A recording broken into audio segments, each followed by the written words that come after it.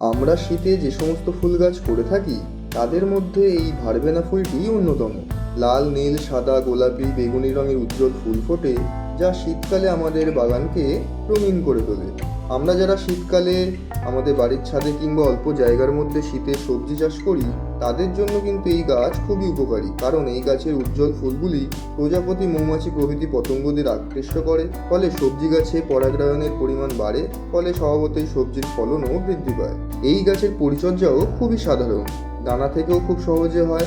আর থামপটের চারা পেলে সেটিকে প্রতিস্থাপনের পর 3-4 দিন শেড না হওয়া পর্যন্ত ছায়াযুক্ত স্থানে রেখে তারপর ফুল সানলাইটে বার করে দেব। আর হ্যাঁ, এই গাছকে ঝাগড়া করতে হলে ছোট থেকে কিন্তু পিঞ্চিংটা চালিয়ে যেতে হবে, আর সপ্তাহে অন্তত একবার কীটনাশক।